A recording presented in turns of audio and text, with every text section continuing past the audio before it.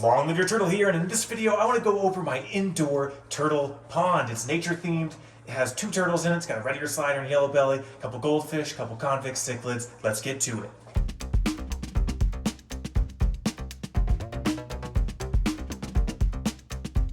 Alright, so in front of you is my indoor nature themed turtle pond. Now if you've seen my channel before, I have a couple videos on how I built this. And today I just want to kind of go over it in general. If you're new to the channel and you're interested on how I made this, check out those videos. There's 2. The first video kind of goes over how to make a indoor turtle pond using a stock tank that is adequate for a turtle. And the second video is how to make it into this nature theme that you see that I think it looks really cool. And I'm sure the turtles get a kick out of it.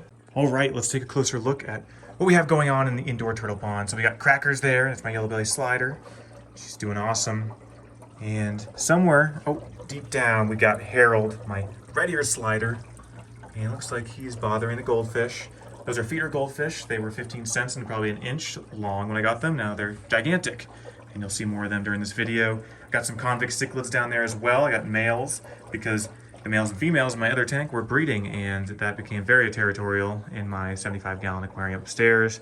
So I had to separate that and stop that breeding. There's some convict cichlids right there. They're getting big as well. So the goal of my video here is to give you inspiration on ways that you could set up a stock tank in your house and still make it look really cool. I know there's a lot of people out there that don't like the look of stock tanks, but I think you can take one and make it look like almost like a little exhibit that we have here. It's very functional for turtles, and you always want to give your turtle a larger space if you can. And this is one of those ways to do that, is get a stock tank like this one.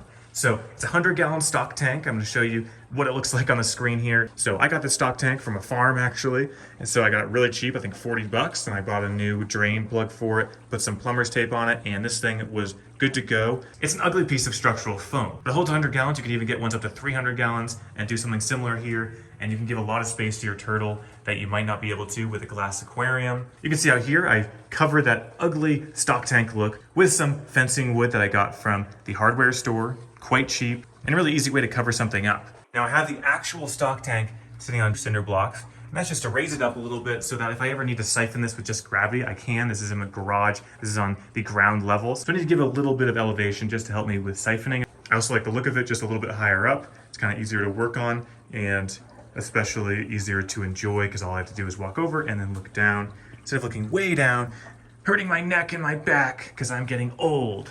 So a tricky thing when it comes to indoor ponds and working with stock tanks is they're not a fish tank, and most filters are built for fish tanks, and the trim of a fish tank is much different than the side of a stock tank. Now you might be asking, how do I filter this 100-gallon stock tank with all these decorations and all that jazz? Well, if you go over to the right here, I have a Fluval FX6 being my main power source of filtration. Actually, if you saw my last video, you know I love this filter, and check out that video if you want to see why I love this filter so much. But at a super high level, it has a really high flow rate and it has a ton of room for filter media. And that is perfect for a 100-gallon stock tank like this. That's a lot of water. I have 2 large turtles, big goldfish, and a couple convict cichlids. So there's a lot of bio load in there. The Fluval FX6 does a great job filtering this tank, but I actually added a bucket filter that is hidden underneath our fake Stump here that does about 500 gallons per hour, and that was a DIY project. And again, I'll post in the description how I made this bucket filter. It was a fun little project,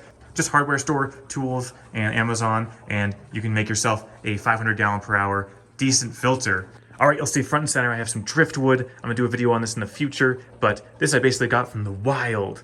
I didn't buy it online because I wanted a really big piece like this, but I found a great place that had awesome driftwood locally near me, and that's what's in there now. It's still floating because it needs to waterlog itself, but it'll get there eventually. But driftwood looks awesome in a setup like this, and since I have so much room in a stock tank, I want big pieces like you see here. And I noticed back there I have a bunch of vines, kind of a mess. I could make that look a little better for sure, but that's where the pump to my bucket filter pumps up to, so I kind of wanted to cover it over with those leaves. And you'll see here I have a 300-watt heater, and that is a shatterproof heater, perfect for turtles. And the suction cups don't work very well on the structural foam, but as long as you have it on the side of the tank, it'll be just fine. So try to pick a spot where it won't get banged around all the time.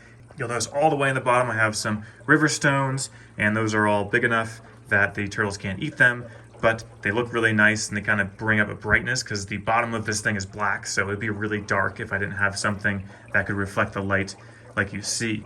Moving over a little bit more, we got our basking ramp. So I've gone over a couple iterations now, and this is my final iteration. I'm gonna post a video of how exactly I made this in the future. It's basically one piece of acrylic and this turf grass all attached to the bottom of this board. So really easy build, doesn't take a ton of parts. And stay tuned for that video if you wanna see how to make a really easy ramp like that one. If you followed those previous DIY videos on how I made this is not that design. I actually didn't like that design I came up with previously. I tried to use a coconut fiber that was really easy to climb for the turtles, but they also just ate it to oblivion.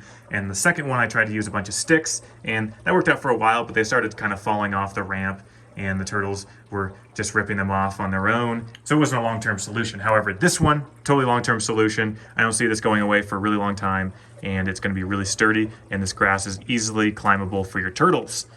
You'll see right here, I have a great basking area underneath my deep dome lamp that has a mercury vapor bulb. In order to hang this lamp, all I used was a plant hanger that you can get from like literally any hardware store. And this one's actually adjustable, so it can go out and in, so I can actually put it exactly where I want it, right over the basking area here. And that's a super easy solution with dealing with reptile lights in general, is just to use plant stands because they are perfect for holding a light like this. The basking area itself is just a vinyl tile on top of wood, and this vinyl tile I've used for a lot of basking area projects, and it works great. It's water resistant, it dries out easily, and it's a nice flat surface for your turtle. Now you'll notice I have a ton of fake plants here, and they kind of are just dispersed around as a decoration.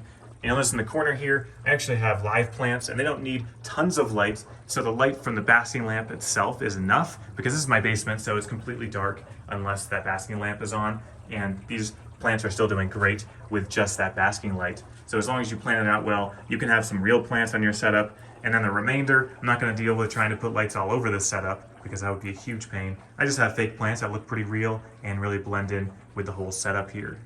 Now to go over how I made this almost look like a museum exhibit, I went over this in detail in a different video, but I just want to talk about it briefly because it was actually a lot easier than it probably looks. So I designed this big fake stump because I have a giant Lowe's blue bucket back there, which looks absolutely terrible. And I don't want any of that. I want it to look nice when I come down here, and I want the turtles to feel like they're in the nice little nature sanctuary. So I covered over that blue bucket with this fake stump. And to make this fake stump, I just used foam, cheesecloth, quick drying concrete, and Drylok. And then I spray painted it, and then I put this fake moss on it, and then boom, you're done. You got museum quality right in your own home. So I basically made this stump to kind of integrate in and have this kind of ground-like structure around the whole setup. And again, check out that video on how I made it. It's a lot easier than it might look. And that moss really kind of covers in any imperfections you might have with putting the structure together. And then you put in those fake plants to really make it pop and make it look natural. And I think it came out really well. And then the tapestry really blends in well, and I have some fake vines just hanging off as if they're hanging off those trees. And then I use those vines to kind of blend in our lamp fixture here. So that's my pond setup. It's super functional for turtles, and they get everything they need, but it also looks awesome so that you can show it off to your friends or just be proud of the work you've done to make it look not like an eyesore, which can happen with a lot of these stock tank type enclosures. So I didn't go over all the details of how I made this in this video, so check out in the description exactly how I made this setup if you're interested. Otherwise, thanks for watching. I hope you liked this. Hope it gives you some inspiration. Like, subscribe, comment. Long live your turtle.